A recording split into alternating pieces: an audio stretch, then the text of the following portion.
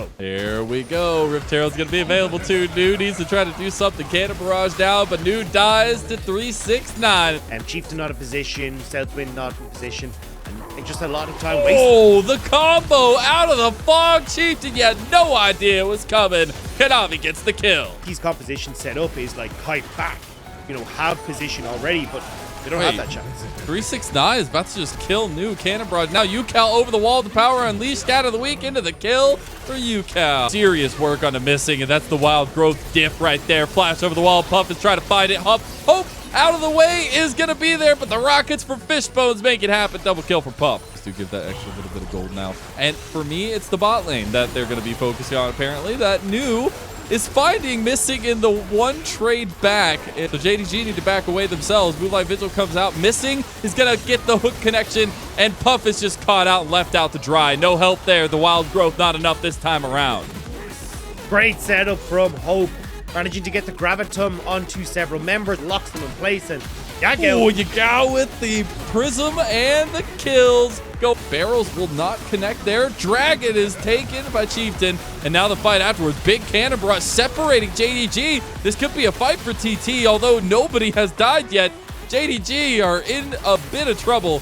Onslaught of Shadows had to be used defensively by Kanavi. New played that fight perfectly.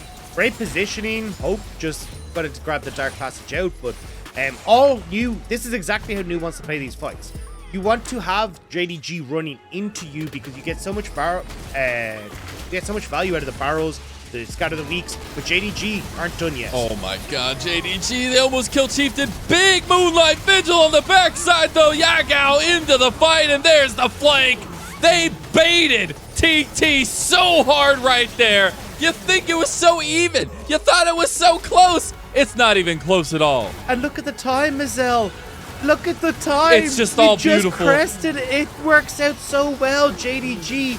That was so well done. And again, got a good understanding of this dynamic and how they can actually win these fights. You look across at TT and you're like, right, this is a team that if they are running away from you, will do well. Because as JDG, you're running into barrel, running into scatter the weeks. Puff is able to keep his range, and like even Chieftain's going to play keep away, kicks, got the slows from Lulu. It all works beautifully at that dragon fight. But when TT are running into JDG, that's where the problems start to come through, because now you're entering into the domain of this short range carry. You're not running back or falling back into these barrel combos. Instead, then JDG are able to come in, as you can see there with Kanavi, with these great ultimates. You got Hope as well, who's getting relatively touched because he's not playing catch up to the fight. He's just consistently able to get his DPS up. Missing is a monster, by the way. He is hitting hooks left and right. Like, it is insanity. And because it buys so much time, I feel like it sets up so beautifully for the composition that JDG have, right? Like, all you need is a few seconds to blow somebody up, get those chain CCs down. It's been working out beautifully for JDG. Now TT trying to turtle up a little bit, bringing as many members as they can to survey their own jungle at this point, as Baron buff still strong for 2 more minutes. JDG will have everything they want. Oh my god. Okay. Oh my Yep. Jesus. Nope, he doesn't exist. You didn't see anything, Dagna, because he does not exist in the top lane. I mean, this is just so good from JDG. Looked a little bit ropey coming into we kind of go? the early stages of the mid-game, but from now, this point forward, has just been absolutely insane. And I mean, you can see that gold difference there. 3,000 gold difference on Kanavi alone. I just don't understand. insane. Like, we were so close in that last dragon fight over the dragon that TT just got. It was literally neck and neck. Like JDG, it was like 1,000 gold in the lead. And now they're almost 10,000 gold in the lead. They've gotten an inhib tower. They're looking at top lane. Oh, How wow. does this continue? Like, this is a snowball, but it's not a snowball I've ever wanted to see. It's an avalanche. It this literally ain't a snowball. is. The snowball is long gone. This is the play from TT, though. Yagao does have to go golden. He will die. No, he doesn't. He's okay. He dies at the end, at least. JDG do trade down 1 for the inhib. TT want to move forward. Hope using the Gale Force away from the Scatter of the Weak. They will survive. JDG, come on. Trading Yagao's life for 2 towers, 2 inhibitors, he says sarcastically. This is terrible. What are you doing? I love how you had to put the he says sarcastically in there. Look, this is so well from JDG. And this is why we're kind of getting excited about JDG. No, there definitely are mistakes, don't get me wrong. But it's looking far better than we've seen from JDG in summer 2021. Honestly, even in spring 2021, where they finished kind of 5th, 6th in the table. No. Oh, okay. He's all right. Okay. Yeah, for JDG, it's much more coordinated. Like, it is. Even in situations where, look, they will overstep, they will make mistakes, but you can see here, once they get a lead, they are very good at understanding how quickly they can turn that around. Yagao just gets caught out a little bit, thinks he can walk forward, thinks he's got the safety of the dark passage, but brace chompers from Puff there means that you actually can't take the dark passage because you're locked up. So Yagao just gets caught in no man's land, ends up falling, but JDG got what they came for. 2 inhibitors down, very easy for them to group up on the spot side, fall back to Dragon. Sorry, excuse me, if they even want to. And I love it because we're actually seeing a decent amount of respect given over to TT's potential back plays on these fights as well, right? Like, you see Puff pick up 1 kill, and all of JDG turn back and try to run away a little bit, obviously because of the situation of the fight, but because Puff can actually turn around as this Jinx. We've seen it time and time again in the LPL. Jinx is ridiculously broken, but in these kinds of situations, you just got to know how to play it. JDG, they know how. Yeah, I mean, for TT, it's very much about, like, getting on the objective first is the biggest issue. If you are in a situation where you have to face check, the game's already done. And what you really wanted was for, like, again, for Chieftain UCAL to kind of, like, find this early pressure from the mid lane so then they can get some towers down, start to affect side lanes, and just have a bit more control on the map. That way you could get into river first, have JDG walking into him. We saw that one fight where TT and Dragon actually won it because they could set up that situation, but now they're just too far behind, no control, no hope. And now the last inhib tower will go down. 369 playing very, very aggressive. Half health Puff with the collateral damage. And missing, will miss that hook, so not exactly on point.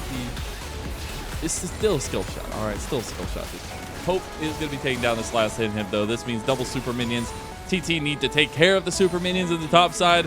The problem is they got 5 full stack of JDG into their base, and Puff is going to be the one that has to put up a lot of the AoE clearing here for the team, as one little AoE shot is going to get Puff down about a quarter health. CTT is able to stop the siege for the moment, though, and keep them off of the towers. Yeah, I mean, it's just a matter of time before they that was close. Pete to try to go for the insect play there, but won't do it. Oh, one little rocket to 369, though. Now Kanavi has to back away a little bit more, but Yagal's on the side. Here comes Chieftain again with the kickback. But look at the rockets from Puff. Puff is doing work here, though. He can't get excited just yet, and they've already gotten Chieftain down. Now Puff in some trouble. Here comes the AoE from, oh my God, UCAL blows up Hope. Yagal's still almost full health, though. It's still 4v3 in favor of TT. But now they're getting the reinforcements. 369 has TP'd back. Yagao not caught out just yet, but it's UCAL. It's Puff who are getting blown up, and that's collateral damage to put the icing on the cake. Kanavi so low, but missing will help finish off the tower. And JDG are one step closer to claiming their 2022 spring playoff berth with one last game needed to finish it off. Nice fancy footwork from Yagel to kind of right the wrongs of JD.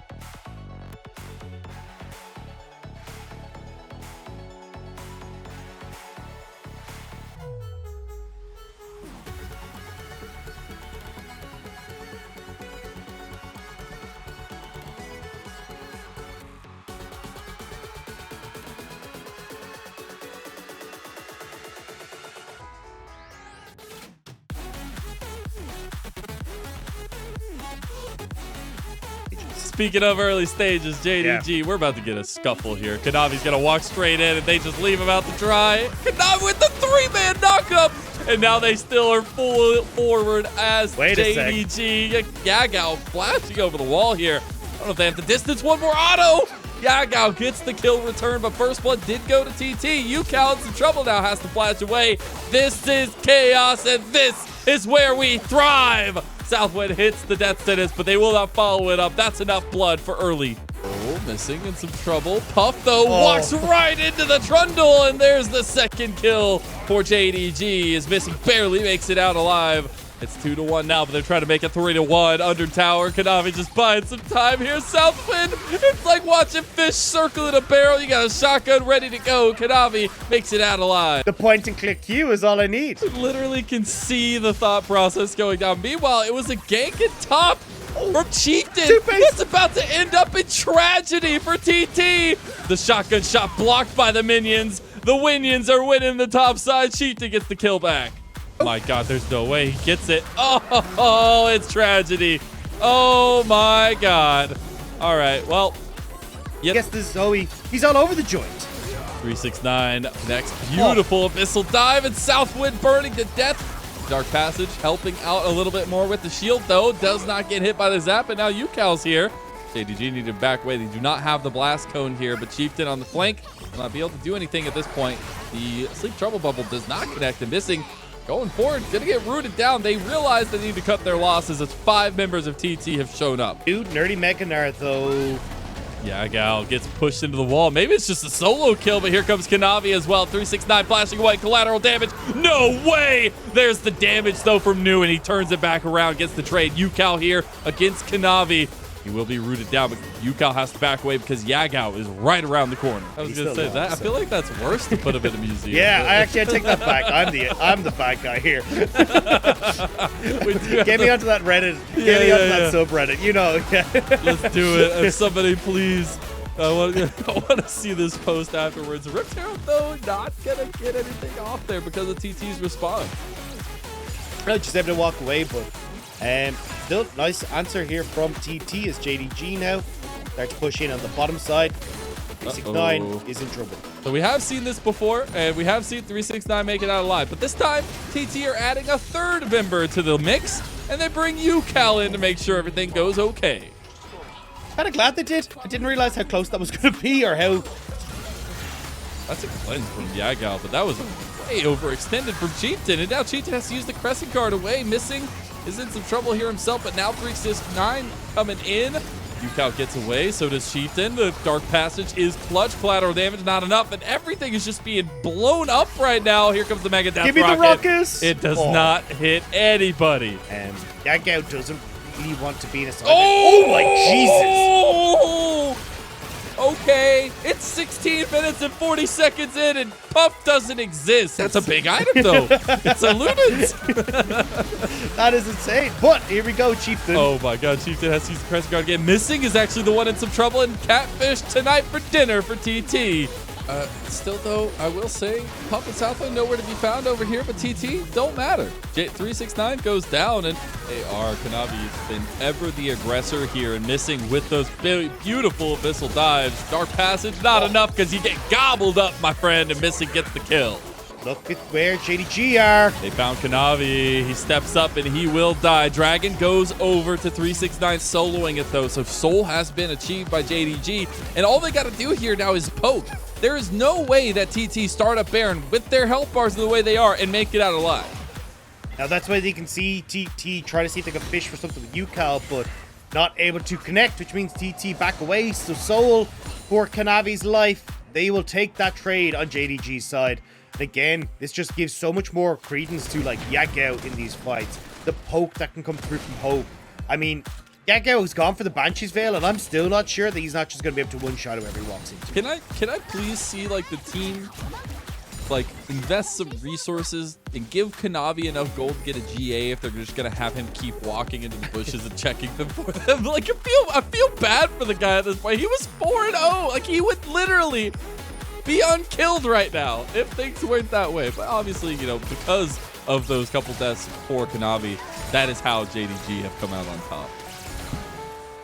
Still, this is where JDG needed. That's why Kanavi has the build he has, you know? Going for the randomins. This guy knows he just needs to be pure tank, pure front line. And literally, oh my God, it was literally just a sleepy trouble bubble and a Mega Death Rocket. That's it. Sorry, just only in League of Legends can like a Super Mega Death Rocket be only an issue. But here we go.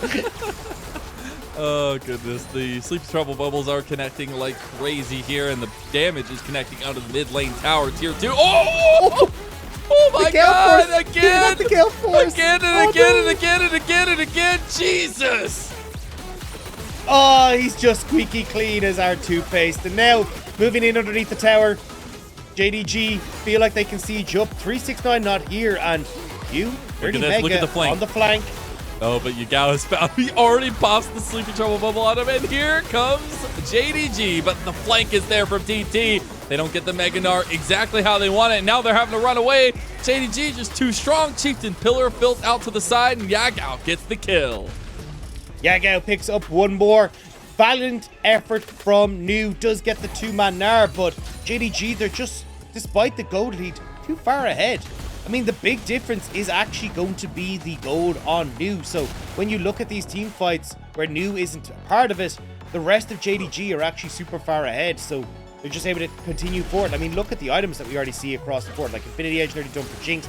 Yagao flying on ahead, and Trouble Bubble lands. He just manages to just about nab this Gale Force as well, which just sets up beautifully here.